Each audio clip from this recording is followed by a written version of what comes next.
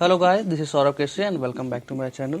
आज की वीडियो हम लोग बात करने वाले हैं यूएन सिक्योरिटी काउंसिल के बारे में। अगर आप यूएन के बारे में एक डिटेल्ड नॉलेज लेना चाहते हैं तो मेरे चैनल के इंटरनेशनल ऑर्गेनाइजेशन के प्लेलिस्ट में जाकर वो वीडियो यूएन से रिलेटेड 2 वीडियो देख सकते हैं। तो चलिए बिना देर की आज आपकी वीडियो हम लोग स्टार्ट करते हैं।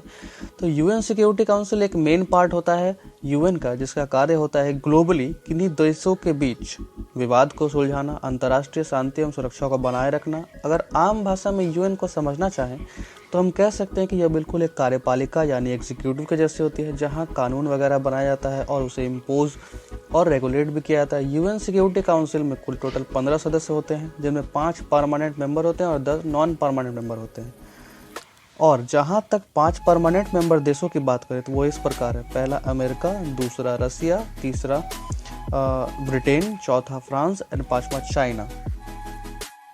और इसके 10 नॉन परमानेंट मेंबर का चुनाव हर 2 वर्षों के लिए होता है।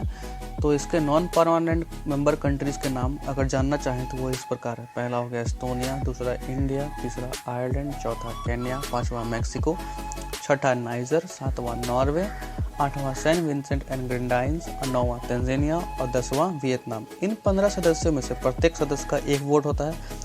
अगर किसी भी प्रस्ताव पर समर्थन के लिए इन 15 में से 9 का पॉजिटिव वोट आवश्यक है, जिसमें 5 परमानेंट मेंबर कंट्रीज का वोट जो है पॉजिटिव होना चाहिए। अगर किसी भी कारणवश परमानेंट मेंबर कंट्रीज किसी प्रस्ताव का समर्थन नहीं देना चाहती है तो वह वीटो कर सकती है। वीटो एक प्रकार का नेगेटिव वोट है।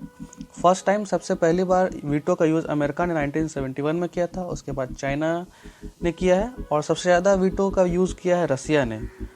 तो चलिए इसके बारे में और आगे जानते हैं। अगर किसी परमानेंट मेंबर कंट्री को किसी प्रस्ताव का समर्थन नहीं करना है और उसे रोकना भी नहीं है तो वोटिंग के दौरान एब्सेंट रह सकती है। फिलहाल इंडिया इसका सदस्य as a non permanent member के रूप में 2022 तक है।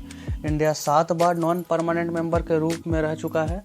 इससे पहले ये 2011-12 के टाइम में था और ये अब 2021-22 के टाइम में है।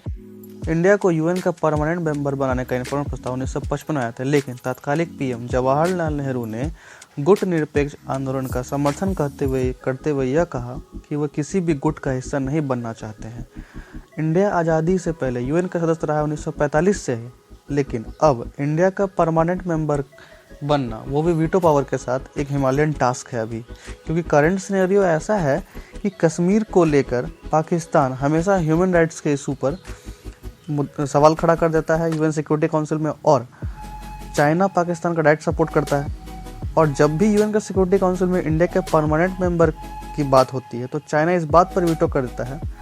खैर, इससे कुछ फ़र्क उतना पड़ता नहीं है। अगर और भी बहुत ऐसे संघ हैं जहाँ पर इंडिया बहुत मेजर रोल प्ले कर रहा है, जैसे कि G7 हो गया, क्वाड हो गया, G20 हो गया, ब्रिक्स वगैरह।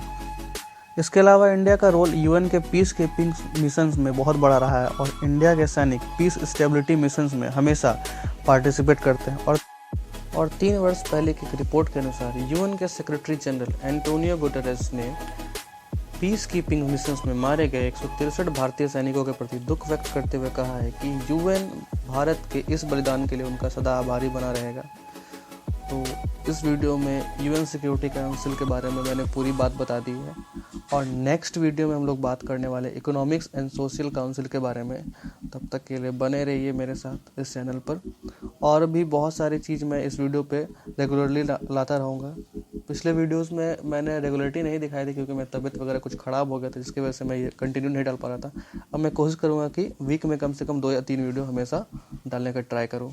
तो टिल देन, तब तक के लिए बने रहिए मेरे चैनल पर। Thank you.